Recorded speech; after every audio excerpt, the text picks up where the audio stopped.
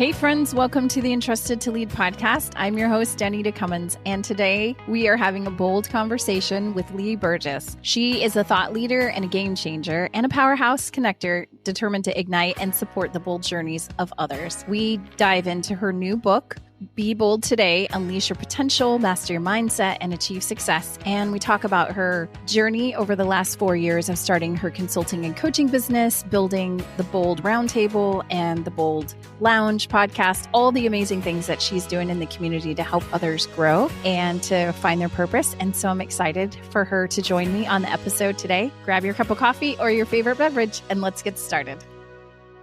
Doing things alone is entirely overrated. We all need a community to thrive. And that's why I'm part of an online community of writers and speakers, podcasters, and entrepreneurs called Creatives. And I love it. In the years since I joined this community, I've launched new ideas and I finally executed the dreams that sat on the shelf for years. Seriously. And I was able to do this because of the outstanding group of mentors, exceptional training, and encouraging mastermind groups with my new friends who did and continue to give me invaluable feedback. Oh, and not to mention all the fun, because we have had lots and lots of fun. Have you ever said, I want to write a book? Or do you want to use your voice for the exciting world of podcasting? If so, Called Creatives is your best resource for up-to-the-minute industry training, expert advice, live coaching, and peer support like no other. Best-selling authors and speakers Allie Worthington and Lisa Whittle lead this community with a no competition mission, and it shows. So join my friends and I in the Called Creative community. Head to my show notes, dauntingcummins.com/podcast, and click the link to get all the details to join. I promise you won't regret it. I look forward to seeing you in the community and watching you grow. Hey friends, welcome to the Entrusted to Lead podcast. I'm Daunting, and today we're diving into a game-changing call with Leigh Burgess. She's a thought leader and a powerhouse connector, and she's determined to ignite and support your bold journey, which I absolutely love. After a 20-year career in healthcare, she founded Bold Industries Group, which is a platform for uniting and inspiring and empowering women, which I also love. And she's also the podcast host of the Bold Lounge, which is very encouraging and educational. And we're going to dive into some of that today. So I'm super excited to have you on the podcast today, Leigh. How are you? Happy Friday. I'm great. Happy Friday. Thank you for having me.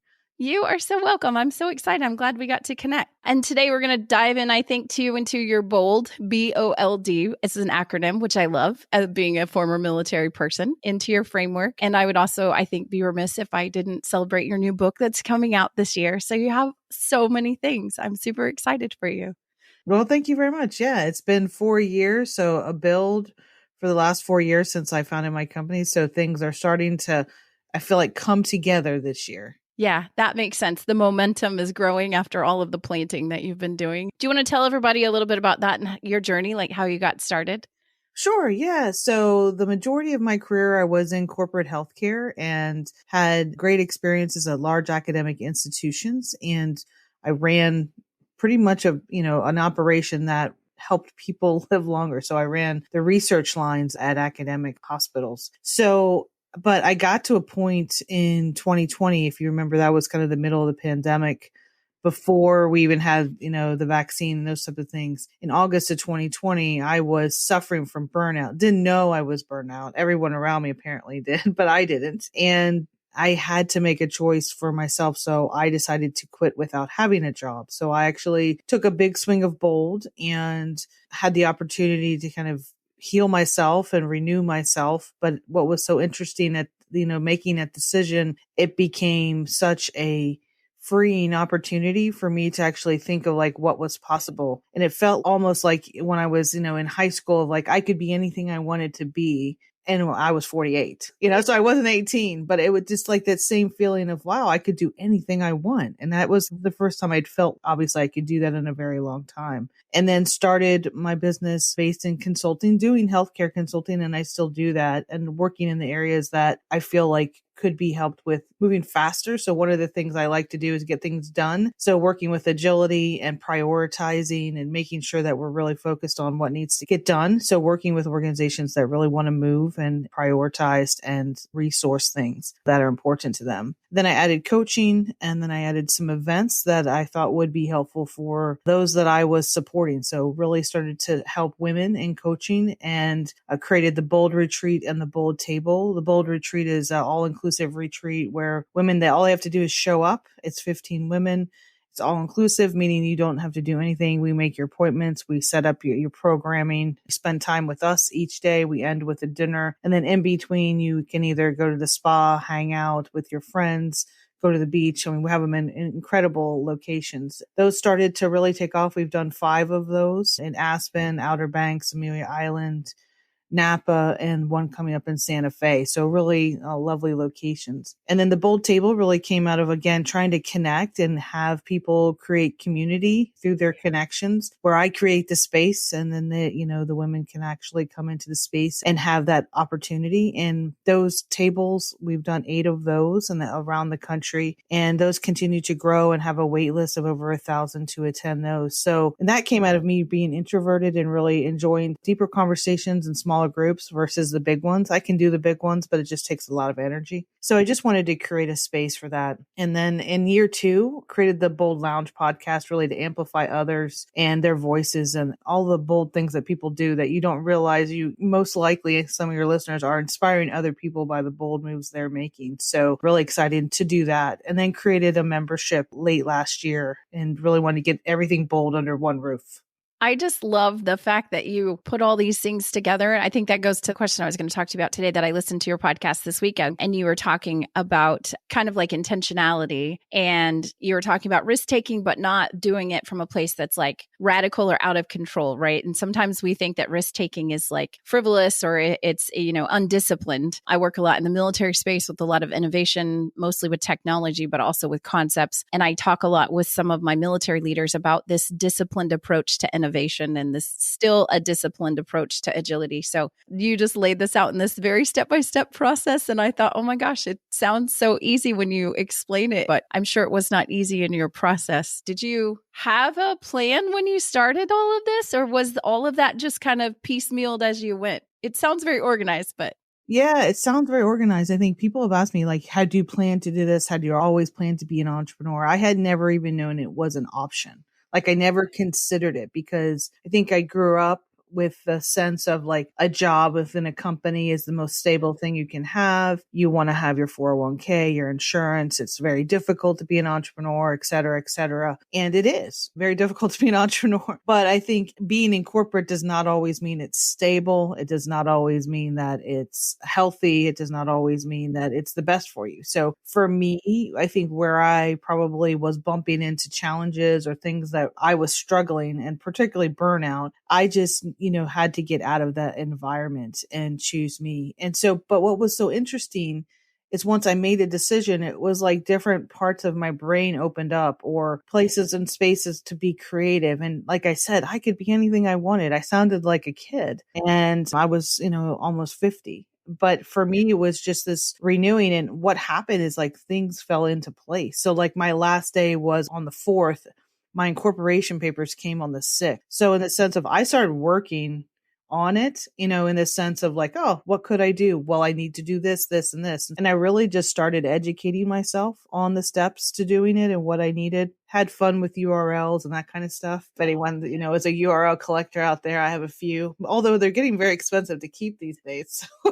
They are. And you're almost afraid to get rid of them. It's almost like that pair of jeans where you're like, these are coming back into style. And then you're like, I might need to hold on to this. Yeah, I have to ask my team. I'm like, should I give this one up? And usually the answer is yes. But I was like, oh man, that's such a good one. But everything doesn't need a URL. That's kind of some advice for an entrepreneur. But especially once you kind of get in there in the sense of establishing your brand and those types of things. But I just started to build. But it was really important for me to actually take care of myself too, because I had really let myself go emotionally, physically, physically, mentally, I just needed to renew. So taking some time, get my own coach to build back my spirit for kind of what I wanted to do and my excitement for doing the work, and really did that in parallel with building kind of my plan, my marketing funnel and those types of things, and officially kicked it off in January of 21. I took some time to build. Since I bootstrapped it, we had to use our savings. We had to use a little bit of retirement, those types of things to get it off the ground. And, I had a runway. So I knew how long I had to get my first client and what I needed, and was very thoughtful about building the plan. There are two things that I thought was interesting. One, that you said when you started in consulting. That's what you knew, right? That's where your strength was, and not your only strength, but your known strength, right? Like, this is where I'm comfortable. I can speak into this. Yeah, exactly. I did the same thing. And you had that network. And I think that's when I do business coaching, I talk to people and the same thing. I'm like, what do you know? What can you kind of start and build on? And then the second piece is that your network, right? That proximity principle, I think Ken Coleman calls it, is so important, because in those first few years, that's, where you're going to be building that momentum, is with the people that know you. So it makes sense to me. When did you shift or add the coaching? Was that you thought you wanted to do that? Or was it people were coming to you on the side like, hey, Leigh, can you help me out with this? How did that turn out? A lot of the things I've built, I didn't go in with thinking I was going to do them. Oh, I'm going to start a membership. I'm going to do, networking dinners. I'm going to create a retreat. I did not have that in mind. I really started off with the consulting, and the important part that you said is like, people who know you. And the other part of that is people who know what you do well, right? So it's that combination of, starting off. I think sometimes as entrepreneurs, you get a lot of ideas. I do. They're not all good, or they're not all revenue producing, or they're not all for right now. They might be later. They might be not yet. They may be never. So, but it's important for you to get them all out. And I have a big board in our office, which has a whole bunch of sticky notes, because I get a lot of ideas. But I really had to manage myself when starting off with the consulting and creating the packages and those types of things that I knew, I could go out and talk to people about. And I also felt strongly about how to work with others, meaning I didn't want to be a consultant that came into an organization that worked for a really long time. I wanted to get in and get out. So I created something called the D90. The D is designed, the 90 is 90 days. So I worked in strategic sprints within most organizations, which helped create a package or an engagement that I could plan for and also could charge for in a way that had dedicated time. So I think that was a big part of also starting off and being very intentional about what I was building. The coaching, as you asked, really came as I was working in my first year, and people were saying, can you help us within our team? Can you help us actually coach the plan that we have?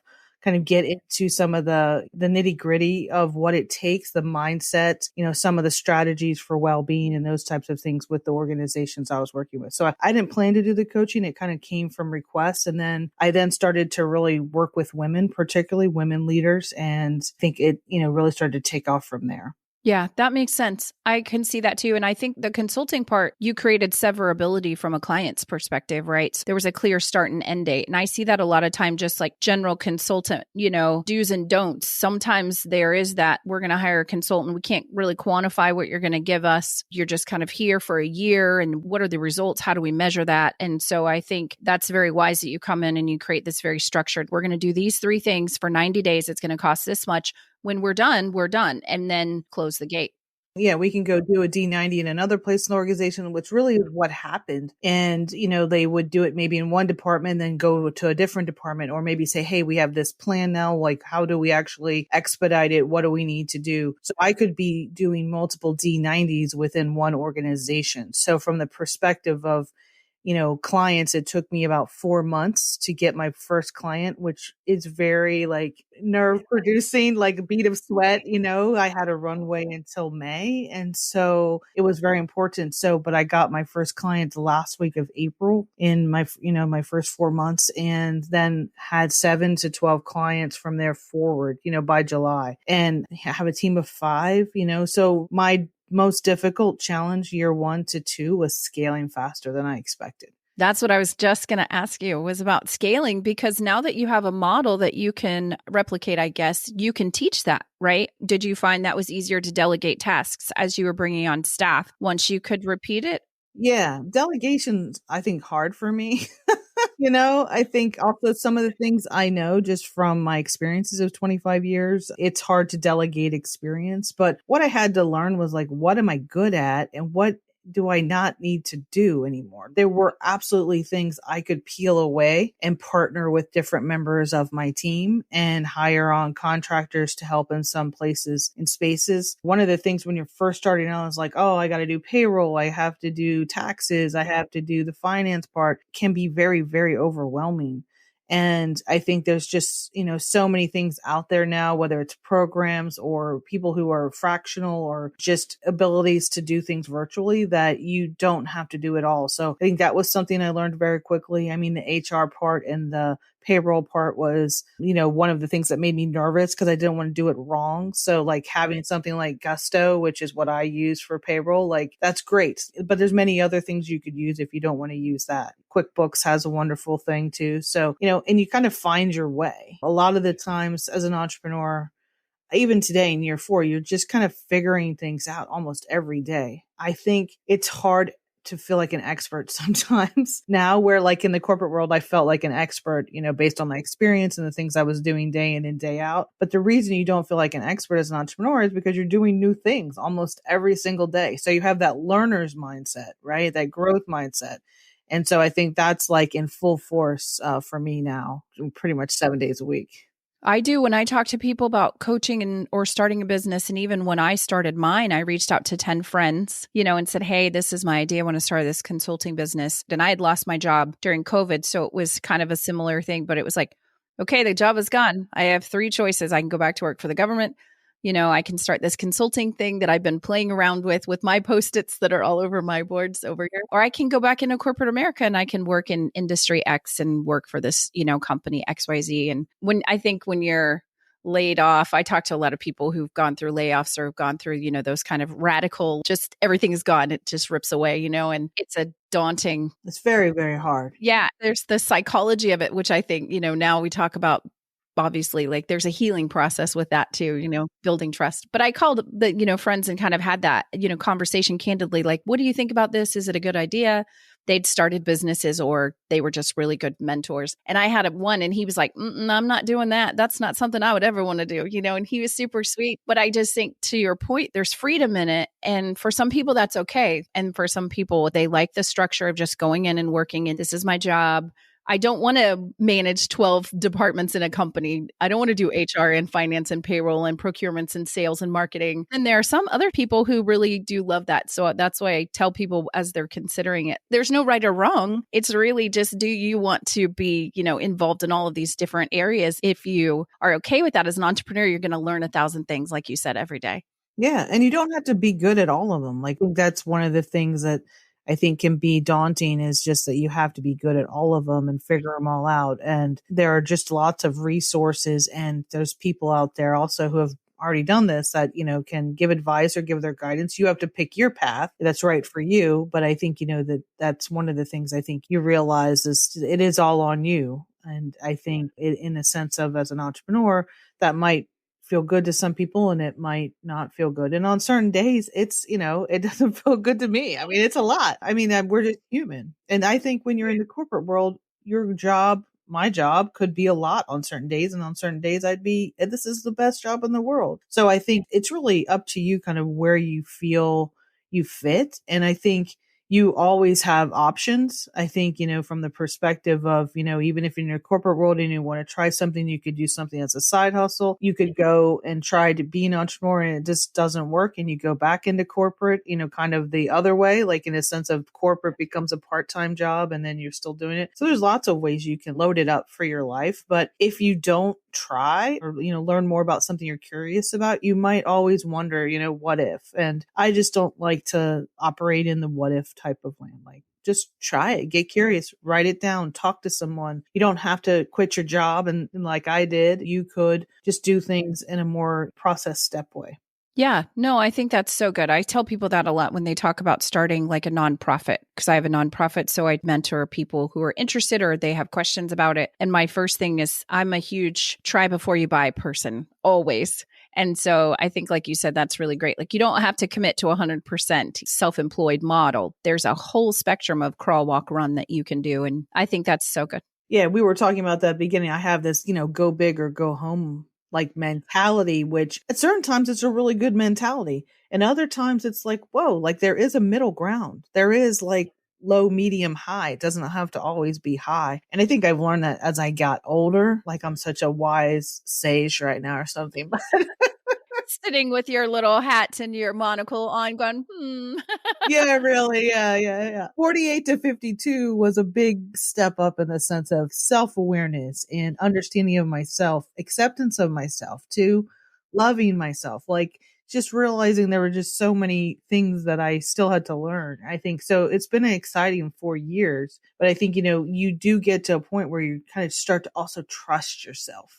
That's one of the things that I enjoy the most about being an entrepreneur is like, I trust me, much more than I did when I started off of like, is it going to work? How am I going to do it? How am I going to get money in? How am I going to do these things, to support our family and have the life that we want to have? So I think it is a trust fall of one.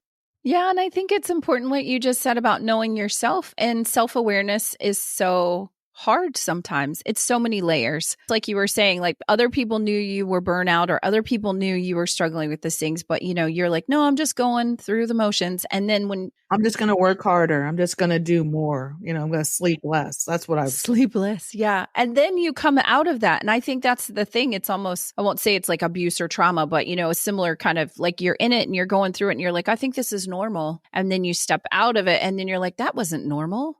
I actually was not happy. I had a series when I was working for Special Operations Command for a stint, and my husband was deployed. So, I was like single momming, even though I wasn't. And I remember I was having a conversation with my oldest daughter at the time. She was a senior, I think, in high school. I wrote it down in my journal because she told me one day, she said, Mom, you don't like your job. And I was like, yes, I do. Like, I love this job. You know what I mean? I'm making a difference. I'm working with heroes and legends, all the things. And she's like, no, you don't. And I said, she wasn't buying it. No. And it was so good. I think like we all need that one person that can pull us aside and be like, that mirror, right? Yeah. Who's like, you're not actually, this isn't joy. This is survival. I said, well, what do I like? And she rattled it off in like 30 seconds. Like she didn't even have to think about it. She was just like, you want to make a difference. You want to do this. You want to do this. This is important to you. This is important to you. And that's why you think that these things are happening, but it's not. And I mean, I did. I wrote it down. Brianna said, I don't like my job because, and I wrote it all down in my journal, still have it. And she was right. But I didn't know that at the time. I was just momming it, I say, just doing the thing, getting from one to the other. So it does take a process. So I guess there's empathy, right? Or giving people grace to say it's okay, but you do need that reflection time. I think you do. That's why it's so important. Coaching is so important, I think. Mentors are so important, I think. It's just having a network of people. It doesn't have to be 50, can just be one or two, those like 3:00 in the morning friends that you can call and be like, hey, I'm having a really hard time with this. And they pull you to the side and say, yeah, that's because you probably need to stop doing that, So. Yeah, it's a small circle, I think, when you're starting off, especially with the ideas you have or things you're doing, because I think one of the mistakes I made is I was telling everybody because I was so excited. And this was, an idea I had. And what do you think? And people didn't understand what I was doing. They're like, how could you leave that job? That was such an incredible place, X, Y, or Z. You've been doing this for so long. It was just planting seeds of doubt. Or did I do something wrong? Or am I disappointing someone? Because that's the last thing I want to do. And I had to be very careful. I started to think about who should be in the inner and then who just, maybe temporarily needs to move out a few rungs, because I knew they were coming from a place of wanting to be helpful and supportive, but it wasn't coming across that way. And it wasn't helping me from my own mindset to really keep going and do some of the things I needed to do. So definitely thinking about who your inner circle is and just being very careful about your ideas and almost considering them very precious things that need to be nurtured. And you need people who also tell you the truth. It's not just people that go, you go girl. You need the people like your daughter, like your friends, like maybe your coach or mentors who say, well, that's interesting, but have you considered, or did you think about, or just calling you on your own stuff and saying, oh, that's not right. So I think it is very helpful to have those people who can mirror back to you some of the things that are happening that you just may not see. And I think that as you get more open, like you were saying, the creativity flows. So it's all together. You can't just sit down and share and be like, be creative now. It doesn't work like that.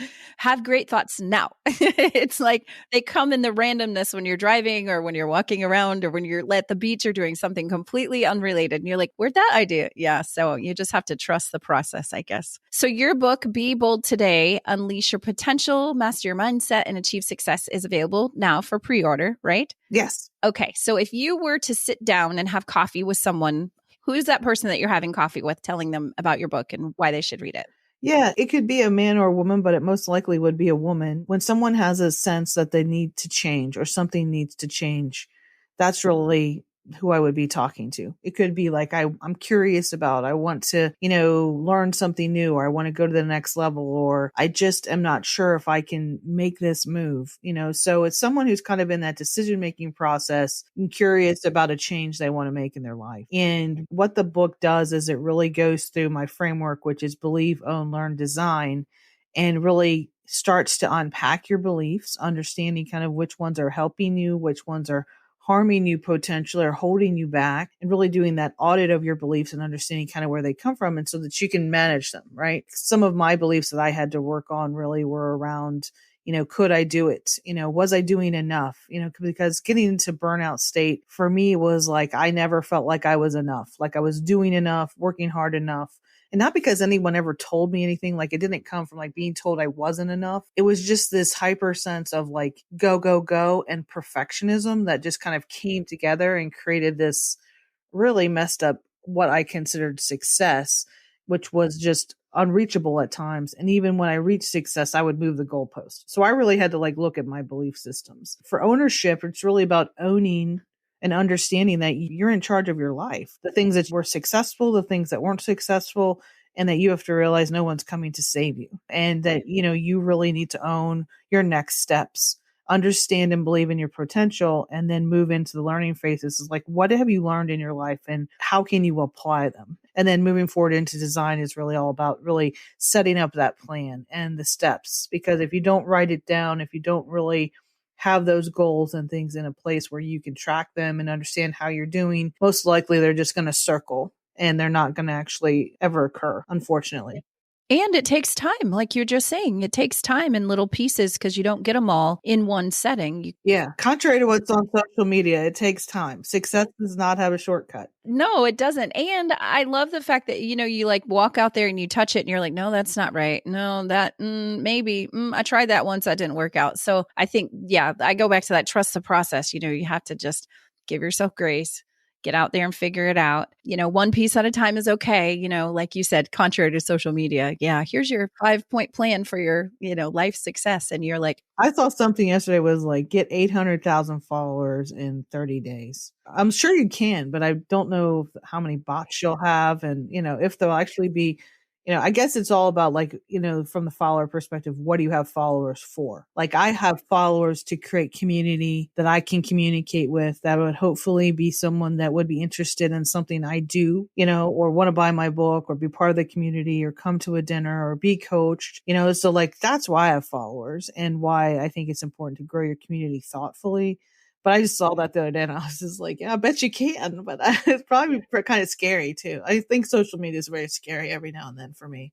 I think it is too. I do. I think the same thing. I'm working with another lady and we're talking about building community and maybe starting a nonprofit. And we were talking about that exact thing yesterday. And I was like, we have to create a space where they would primarily be women, but coming in and getting nurtured because they have this list of things, we like map it all out. And then how do we create community with them? How do we create a safe space? How do we create intimacy and transparency? Because at the end of the day, we have to, one, build trust, right? So that she can come and lay her really heavy stuff on it. And we're going to hold her heart, which is really hard. And hearts are heavy. That's why I kind of do this podcast, Entrusted to Lead, because I feel very passionately like we are entrusted with the care and safekeeping of other people. And other than parenting, right? That's like the most important job you will ever do. So as a leader or as leaders, anyone, right? You're leading in any sphere, those hearts are so important. So I think if we as influencers or whatever we are, coaches, consultants, whatever that is, if we don't lead from that place of like hearts first, then you just know that, right? You can see that, you can feel it. All of the stigmas are there. So I think it is the society, kind of culture is changing. Back to your groups, your small groups that you're creating this, come sit at my table. Well, my kitchen table can hold 8 people, and that's if we pull up a chair from the bar. If I get 150 people in my living room, I'm not talking to half of you. Like I'm just not, because I'm one person,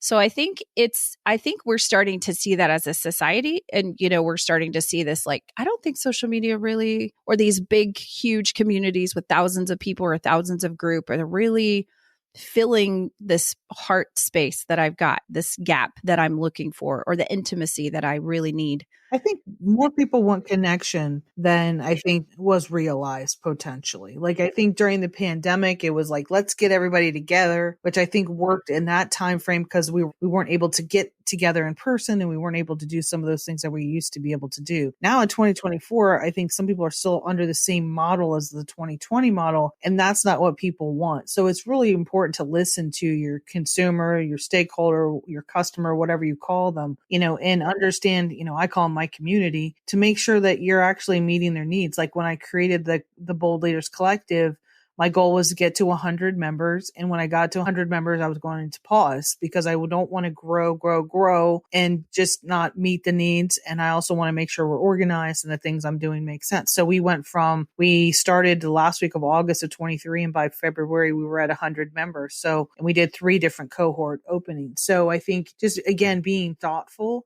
I heard this quote the other day from Marcus Buckingham, and it was, we are all experience makers, meaning that we either add to someone's experience each day or we add to, take away in a negative, give someone a negative experience. So making sure that the experience we leave someone, those that we work with, those that we, live with, our family, our friends, that we leave with positive experience, we lead with it and we leave them with that each day. I just thought that was a really cool saying of we're all experience makers, because if you think about it, like today's the day, like this is what we get. Tomorrow's not promised. So let's make sure that we leave people with positive experiences and positive feelings. And I think that gets back to connection and community that you just can't reach when it's, tens of thousands big. Yeah. And I had a guest on the podcast last year, and he talked about how he was sitting in a meeting. I think he worked manufacturing or something for a long time, became a coach and consultant. One of his leaders had said, the man was talking about himself, but he basically said, when I go home at the end of the day, I never want my employees to talk about me at the dinner table in a negative way.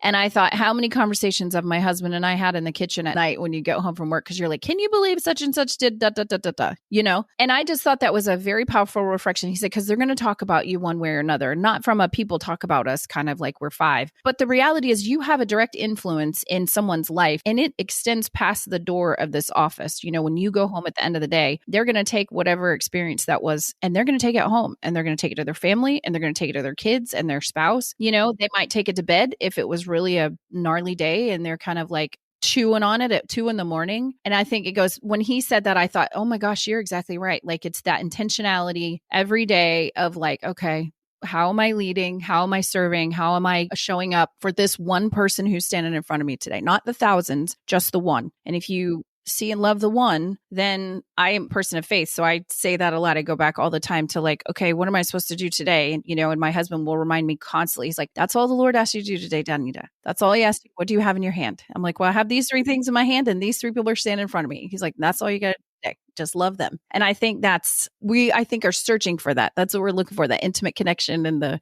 space. And so I think that we as leaders in this community, this, like you're saying, because I do feel like it's an industry for SAVE, and then we're all maybe doing different things. But if we can kind of raise the bar.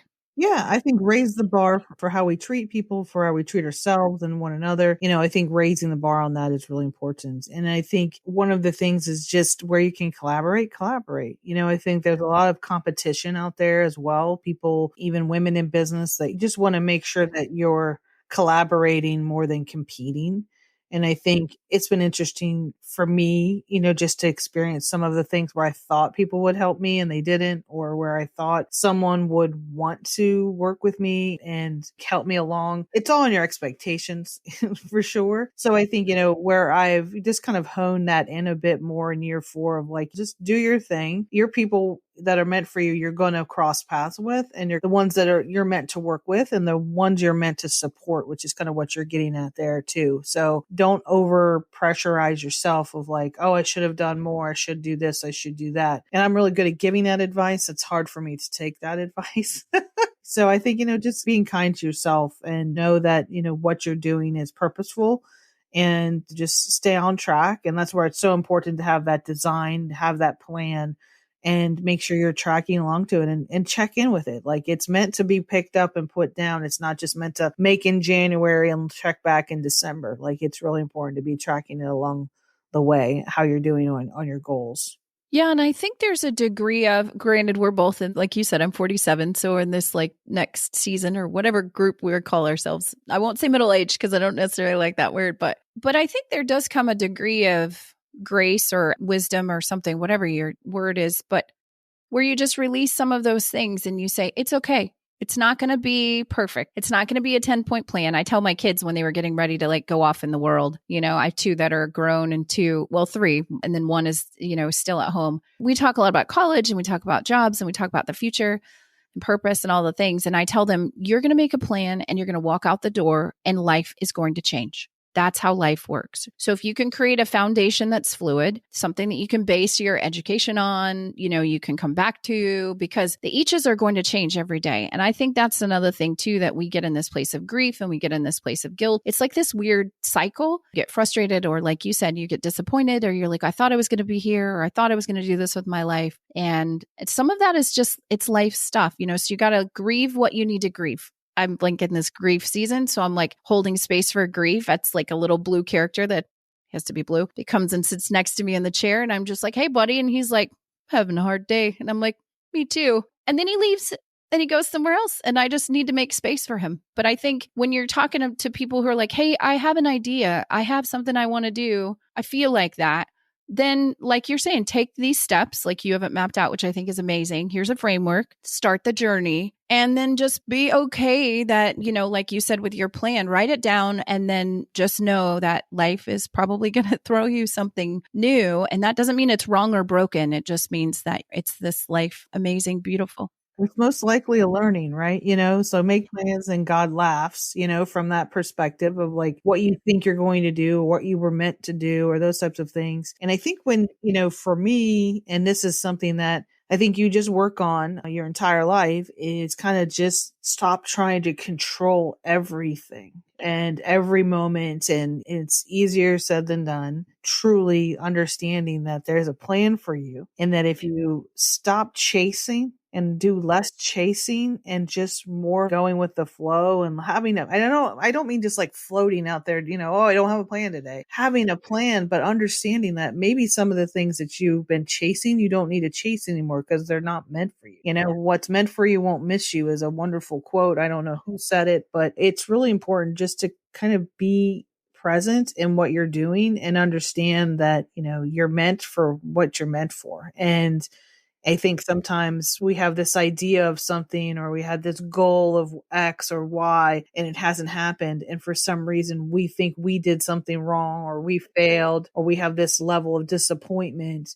That's understandable. But I think it's kind of moving through that and understand, okay, that wasn't meant for me. That client, that job, that bid, that relationship, that school, whatever it may be, because there's already a plan for you. And you're just actually tracking toward it. Yeah, no, I think that's so important. With everything we've seen in the last few years, I think we just kind of, like you said, gloss over and keep moving forward and hold all this regret or hold all of this, resentment. All these things build up different ways for each of us, but they're kind of like bags in the closet. And so part of this like discovery journey that you're on, there is a piece of house cleaning, like, that's important too.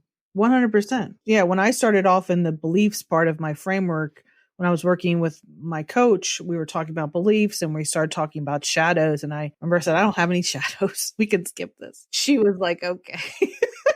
we're not going to skip it. And, what was interesting is what I learned about myself. It's kind of funny because it's just like, I have shadows just like anybody else. But I was like, oh, I don't have any, and I never had imposter syndrome until I became an entrepreneur. I didn't ever feel it in a corporate setting. I used to hear it. I used to hear people talk about it. I was like, what is that? I don't have that. I said the same thing. I was like, I don't have that. And then I studied it and I was like, maybe I do have it. Yeah. Oh, I'm not a perfectionist. Oh, am I? Because I thought that was a really bad word. And it's like lots of learnings there too. I think, and you've used this word earlier in the podcast of giving yourself grace and understanding and knowing that as long as you're doing your best, that's the best you can do. And that's what you have to ask yourself is like, am I doing my best? Or am I halfway doing something? So I think that's where you can tune what you're doing and, make sure you're tracking along to your goals and what you think your purpose is. And that's the best you can do. Yeah, I think so. And like you just said, you just keep showing up every day because, you matter. So you got an event coming up soon. Yeah, in May, I think. Do you want to talk a little bit about that and share the details? Yeah. So this is our first summit conference. So we're doing the Bold Summit in New York City, and it is 8 incredible speakers and basically a day of really transforming your vision into action is the theme. So hearing from incredible speakers like Claude Silver, Marcus Collins, Lisa Sun, Jessica Zweig, Jenny Hernandez, and Lan Fan. Just an incredible day. And then we also have DJ Graffiti who will be there spinning the tunes as well as also telling his story as an entrepreneur. So a pretty incredible group of individuals. It's a women's leadership conference. And then we're ending the day with a bold table. So that networking event that I talked about, that's how we end the day. So it's just going to be an incredible day. We're super excited about a month out from that. Yay, that's super excited. So is it booked or you still have spaces available? We have a few tickets. Yeah. So we have less than 5 left. So we'll have the link in the episode notes. So for people, if they want to check it out, would love to have people come. Yay. Super exciting. Yay. And the book comes out this fall. So you're doing all those amazing book things. Well, I am super excited. I love that you came on today and talked about your journey and the strengths and, all of the challenges and things. I love that you were honest and kind of transparent and pulled back the curtain and let us see behind the scenes of you. I think that was very good. And maybe you can keep in touch. And in the fall, we can touch back and see how the summer went and how the book's going and the book launch is going and all the things. I know you'll probably have 100 lessons for us. So thank you so much for coming today. It's super cool. Yeah, wonderful. Thank you so much for having me. Thanks for listening today. I had a great call with Leigh, and I think she's my new best friend. She just doesn't know that yet. Thanks for joining us. I hope that you had a great time. And make sure that you click on the show notes so that you can get access to the Bold Summit and Bold Table. The event is in New York City. It's on May 17th, 2024. So make sure you click the link and check out those details if that's something that you want to do. Or if you're in the New York City area and you would like to join them, I'm sure that it would be an amazing time. And also make sure that you subscribe to the podcast on your favorite platform. And if you haven't already done so, make sure you subscribe or join the Entrusted to Lead newsletter so you can get all the behind the scenes updates, articles, and the things that we love as leaders as we're walking through this journey together. I hope that you have an amazing day. I'll see you later.